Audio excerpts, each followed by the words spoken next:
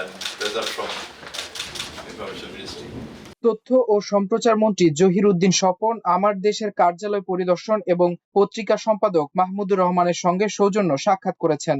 সোমবার দুপুরে তিনি কারওয়ান বাজারে আমার দেশ কার্যালয় পরিদর্শনে আসলে পত্রিকাটির সাংবাদিকরা তাকে স্বাগত জানান। এ সময় তিনি আমার দেশ সম্পাদক মাহমুদুর রহমান ও সিনিয়র সাংবাদিকদের সঙ্গে মতবিনিময় করেন। আমি আজকে আমার দেশ পত্রিকার দেখতে আসছিলাম, আপনাদের সঙ্গে পরিচিত হতে আসছিলাম এবং পর্যায়ক্রমে অন্যান্য সব পত্রিকাগুলিতেই আমি যাচ্ছি। এটা আমার একটা দায়িত্বের মধ্যেও পড়ে। আপনার মাধ্যমে আমি আমার দেশের সকল পর্যায়ের কর্মকর্তা, সাংবাদিক, সম্পাদক এবং এর সঙ্গে সংশ্লিষ্ট সকল সম্মানিত পাঠক সবাইকে আমি শুভেচ্ছা জানাই। মন্ত্রী আমার দেশ কার্যালয়ের বার্তা বিভাগ সহ বিভিন্ন বিভাগ ঘুরে দেখেন। এ সময় মন্ত্রীর সঙ্গে ছিলেন সরকারের প্রধান তথ্য কর্মকর্তা সৈয়দ আফজাল আহমেদ ও সাংবাদিক কল্যাণ ট্রাস্টের ব্যবস্থাপনা পরিচালক বাসির জামাল। মতবিনিময়কালে আরো উপস্থিত ছিলেন আমার দেশের যুগ্ম সম্পাদক এম আব্দুল্লাহ, বার্তা সম্পাদক ইলিয়াস হোসেন, সহযোগী সম্পাদক আলফা জানাম, উপসম্পাদক সুলতান মাহমুদ বাদল, ক্রীড়া সম্পাদক এম এম কায়সার, বিশেষ প্রতিনিধি এম নোমান, মফস্বল সম্পাদক আবু দারদা জোবায়ের, ফটোগ্রাফি ইনচার্জ রফিকুর রহমান রেকু সহ পত্রিকার সিনিয়র সাংবাদিক বৃন্দ। কয়েকদিন আগে অসুস্থ হয়ে অপারেশনের পর সুস্থ হয়ে ওঠা আমার দেশ সম্পাদকের স্বাস্থ্যের খোঁজ খবর নেন তথ্যমন্ত্রী। আমার দেশ কার্যালয়ে সাংবাদিকদের সঙ্গে মতবিনিময়কালে মন্ত্রী দেশের গণমাধ্যমের স্বাধীনতা, মত প্রকাশের সাংবিধানিক অধিকার, বিগত আওয়ামী লীগ সরকারের সময়ে গণমাধ্যমের উপর নিপীড়নের বিষয়ে কথা বলেন। তাদের ছোট ছোট ক্ষুদ্র ক্ষুদ্র গোষ্ঠীগত স্বার্থটাকে জাস্টিফাই করার জন্য, তার এই সমস্ত অপকর্মটাকে এটা আবার সমাজের কাছে জাস্টিফাই করার জন্য সে বেছে নিয়েছে একটা আদর্শ।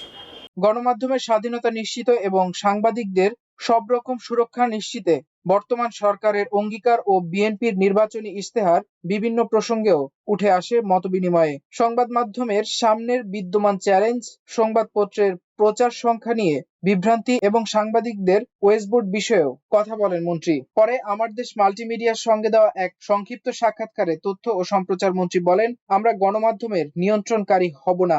গণমাধ্যমের অনেক স্টেক হোল্ডার রয়েছে, সরকারও একটি স্টেক হোল্ডার হিসেবে ভূমিকা রাখবে। আমরা সবাই চাই দেশের গণতন্ত্র একটি শক্ত ভিত্তির উপর প্রতিষ্ঠিত হোক। অপতথ্য ও ভুল তথ্য থেকে দেশবাসীকে সুরক্ষা দেওয়ার দায়িত্ব সরকারের। এটি নিয়েও সরকার কাজ করছে। সংশ্লিষ্ট সাংবাদিকদের বেতন কাঠামো সহ তার চাকরির নিরাপত্তা সবগুলি আইনের কাঠামোতেই নিরাপত্তা বিধান করা। আবার অপরদিকে তথ্যের এই ব্যবস্থাপনাটা সঠিক করার পাশাপাশি, তার স্বাধীনতা নিশ্চিত করার পাশাপাশি অপতথ্য এবং ভুল তথ্যের যে প্রভাব, সেখান থেকে জনগণকে সুরক্ষা দেওয়াটাও একটা দায়িত্ব। সাংবাদিকদের সুরক্ষা নিয়ে মন্ত্রী বলেন, সংবাদ প্রকাশের জের ধরে কোনো সাংবাদিক যাতে অযথা হয়রানির শিকার না হন, সরকার সেই ধরনের সুরক্ষা দেবে। পেশাগত কারণে সাংবাদিক বিপদগ্রস্ত হলে সরকার পাশে থাকবে, তবে কোনো সাংবাদিক ফৌজদারি অপরাধ করলে তার দায় দায়িত্ব সরকার নেবে না, সেটার দায় ওই সাংবাদিকেরই। গণমাধ্যমের কোনো কর্মী যদি কোনো ফৌজদারি অপরাধে জড়িয়ে পড়ে, অবশ্যই তা গণমাধ্যম সংক্রান্ত কোনো আইন, বিধি, নীতিমালার মধ্যে পড়বে না। এটা সম্পূর্ণ তার ব্যক্তিগত ব্যাপার।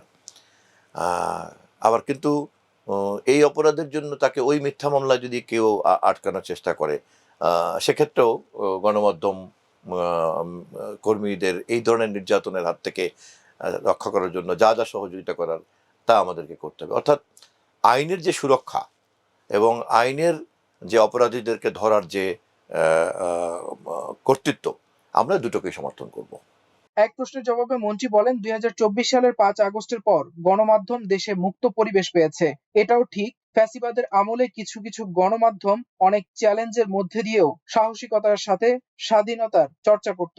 অনেকে আবার তা করত না কিংবা নিজে থেকেই ফ্যাসিবাদের দাস হওয়ার চেষ্টা করেছে, সেটাও দেশবাসী প্রত্যক্ষ করেছে। ফ্যাসিবাদী শাসনে দৈনিক আমার দেশের সাহসী ভূমিকার প্রশংসা করেন তথ্যমন্ত্রী জহির উদ্দিন স্বপন।